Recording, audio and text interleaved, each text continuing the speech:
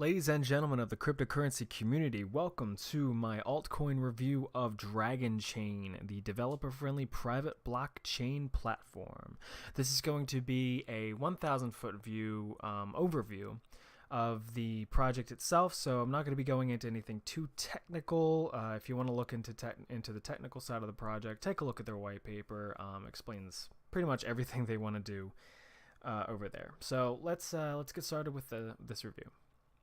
So some topics I want to cover. I want to go over its current market status, where it lies in the market today, the project background, when DragonChain was created, why it was created, the overall goals in which DragonChain wants to accomplish, special features of the DragonChain platform which will help accomplish those goals, the Dragon tokens and what they're used for, the roadmap of the DragonChain project, goals they have already completed, as well as goals that they aim to complete, the team behind DragonChain, as well as a current market analysis. So, current market status today is May 5th, 2018. Currently is rank 97 on CoinMarketCap with a total market cap of $142.6 million. So it's not really a small market cap coin anymore. Usually that is below $100 million. We have a daily volume of $1.6 million, and about 55% of the total supply of Dragon tokens are released into the public for circulation, with the remaining 45% allocated towards the team, reserve, the DragonChain Foundation, and the Dragon Fund. So as you can see in the graph, we see a pretty sudden spike over several days in the beginning of January, when we had a huge alt season, an altcoin run, as Bitcoin was having a bit of a tumble. So we see this across a lot of different altcoins, and we see pretty much a full retracement back to pre-pump levels, which is a great time to start looking at altcoins and start looking at what you want to do if you are a trader. Not financial advice, obviously. Viewer discretion advised. Trader discretion advised. Saving myself. All right, so project background. DragonChain was developed at Disney's Seattle office in 2015 and 2016. Usually one of the first things you hear about DragonChain is, oh, it's Disney's blockchain platform, but it was pretty much only developed at Disney's Seattle office, so that's where the Disney tie comes in. It was originally released in 2016 as open source software and is currently maintained by the DragonChain Foundation, which is nonprofit. So they maintain the blockchain platform and all that. So DragonChain aims to be a more user-friendly development platform for new and older systems and projects on the blockchain. It doesn't aim to be competitive with Bitcoin or Ethereum. It just believes that it can be an alternative for beginner developers by creating an easier to use, more user-friendly platform. So the platform boasts more security measures and protection of data for those who wish to develop upon the platform. So there's protection of data by means of internal trust, multi-level verification, and even a proof of checkpoint into public blockchain. So many security measures to ensure that your project and your data is well protected. So some overall goals of DragonChain: it aims to introduce market sectors such as arts, wine, automotive, legal, digital markets, digital marketing, etc., onto blockchain technology and decentralization. So these market sectors were specifically mentioned in the white paper. So they have some ideas for these market sectors. They think that these market sectors are underserved, and that they have a strong demand for the blockchain technology integration, with a projected growth of $7.7 billion by 2024, according to Global Blockchain Research. So if DragonChain is able to actually integrate these market sectors onto their platform, it could be extremely lucrative for them in the future, and extremely lucrative for anyone holding DragonChain tokens. So an additional overall goal is to solve the overall problem of data exposure on blockchain platforms by means of the different security levels I had mentioned before. So some special features that DragonChain has: it wants to incentivize developers to use their platform by supporting multiple currencies and multiple coding languages like C#, Node, Java, and Python. So common languages across developments, developers, multiple currency support just to make it easier. You know, it's kind of like a one-size-fits-all kind of platform. Really smart move on their part, in my opinion. They have a serverless system with smart contracts, so added security, 5-level nodes, even more security, be able to do all the transaction verifications and data protection. High scalability thanks to the Amazon Web Services and Google deployments. I believe that they're basically going to start on Amazon and Google for their data scalability and support and all that stuff. Eventually integrate it onto their own separate platform. So they aim to have lower development costs with faster speed to market and significant security for these projects that are being developed. Excuse me. The Dragon Fund incubator gives developers who come on for their new projects access to various resources. So you develop a project on their platform, and they will give you access to community engagement, networking, get your project name out there, access to legal, technical, marketing, and economic subject matter experts for advisors and project support. So you have a network of people who will advise you on your project in your legal terms, your marketing terms, everything. Pretty much they hold your hand through your project, which is great for new developers. Assessment on your project model through these subject matter experts, your business design, your value, user acquisition and retention, and monetization. So they give you feedback on what you're building, how you can go about making it better, how you can gain users, retain those users, and to make money off of your project. Okay, so let's take a look at the Dragon tokens. They are DragonChain's utility tokens used by developers and organizations to interact with the DragonChain commercial platform, products, and services. They are rewarded in the open market for running public and private nodes. So you're adding security to this to the blockchain platform. They'll reward you with their tokens. You can use these tokens to support small projects in the Dragon Fund incubator, fund those projects, and you'll get special privileges, like getting provided early access to these projects' technology, as well as first access to their ICO. So you get those starter privileges.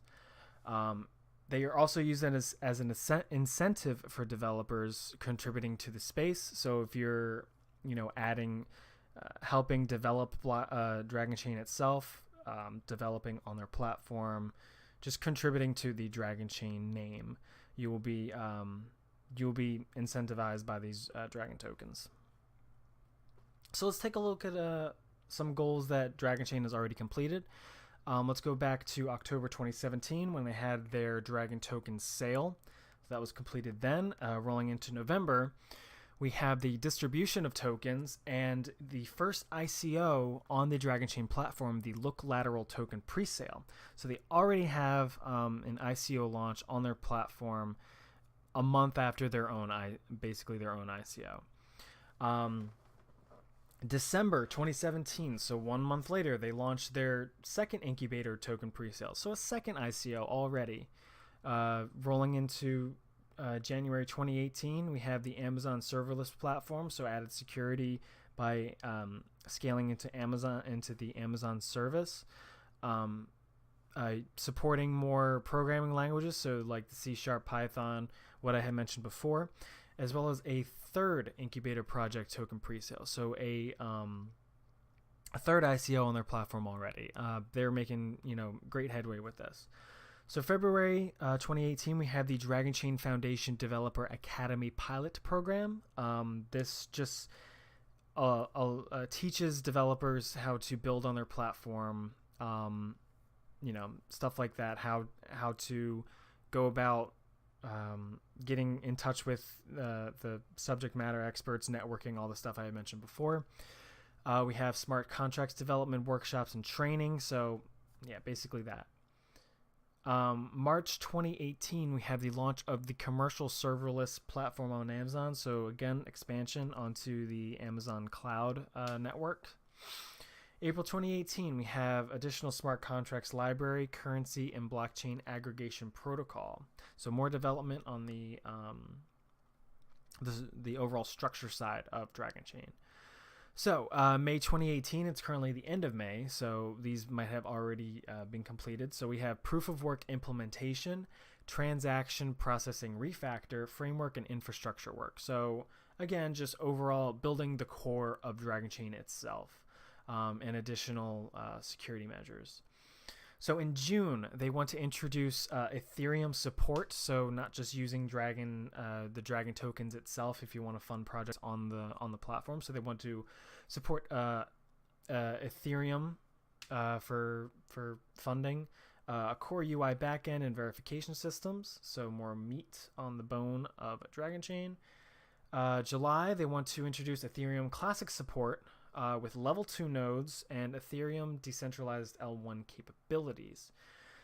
So further development, they begin support of Ethereum in June 2018. They want to expand upon that in July. Level 2 nodes, added security to the system, carried on to level 3 nodes in August, where they will also start supporting Neo. And then additional support with Ethereum Classic. September, they are going to integrate their commercialized dashboard and marketplace. So a more user-friendly marketplace and dashboard for everything to be developed upon. Bitcoin support, level 4 nodes for added security, and development on Neo support. And by 2018, they want to have the Ethereum Classic, Neo, and Bitcoin proof of existence level 5 nodes for the best level of security that they can provide on their blockchain platform. So let's take a look at the team.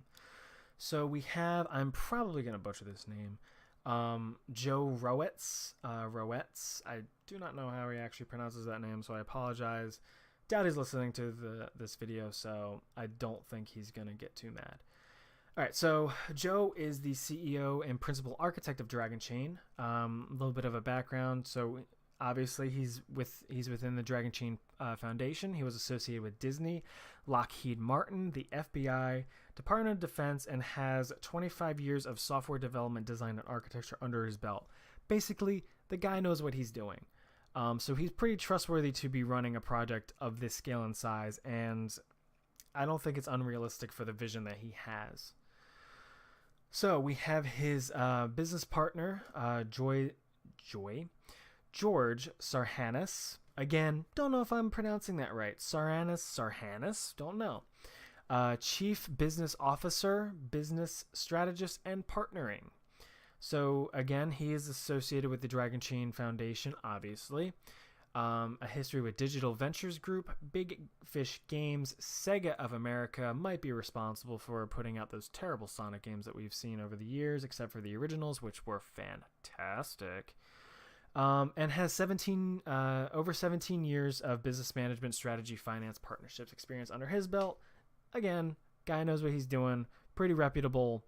I'd say he's pretty fit for the job. And we're going to go into 3 of their head developers, Brandon Kite, the lead developer for an open source. Also Disney, associated with Disney, run on the DragonChain Foundation. All these guys are associated with Disney on the DragonChain and currently on the DragonChain Foundation. So we have Dylan Yelton, also a developer, and we have Alex Benedetto. Might be butchering that. Alex Benedetto, also a developer. Okay, so let's take a look at DragonChain, where it lies today in the market. This chart is from KuCoin, however you want to pronounce it. The world is your oyster. I'm not going to judge you however you pronounce it, but it's probably KuCoin. Again, whatever. Okay, so we have the obvious spike back in January, late December, early January 2018. This was when altcoins were pretty much rallying across the board. Bitcoin had hit its all-time high of around 20K and then started kind of just going way, way down. So we see a huge spike and then just a general long bleed out till about the middle of March, where it stagnated kind of sideways and then started to reverse in the beginning of April, and then hit all the way to the middle of April, late April, and then started to bleed out until today. And that's where we find it. So just based on this chart alone, I can see that it is resting on previous support back in the middle of March and the beginning of April. So it'll be interesting to see if this will bounce from the support or break down further into historical support back in the early days of December. Based on the very, very low RSI, as well as a low Stoke RSI, I can see it going sideways for a little bit more as the market currently is pretty indecisive. Crypto Twitter's kind of gone dark. People are very indecisive of what's going to happen with Bitcoin. We see large green candles, we see large red candles. So we really don't know what's going on at this point. But once we find some direction, I think with the way that this chart is set up, we can most likely see some upward movement based on how the RSI and the Stoke are behaving. Now, I wouldn't say that this broke out of this descending triangle. It kind of just walked out onto the side. So again, also interesting to see how it's going to act now that it's out of this this kind of formation here. Again, may see some sideways movement.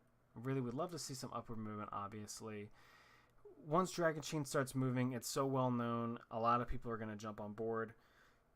So I wouldn't be surprised to see a large influx of volume once we have a little bit of upward movement. So that's just a little brief overview of where DragonChain currently is in the market.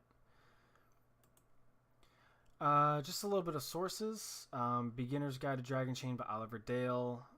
Really good article about a lot of the stuff I talked in here. Go check it out on Blockonomy, however you pronounce that. I'm gonna say Blockonomy. Yeah, that sounds right.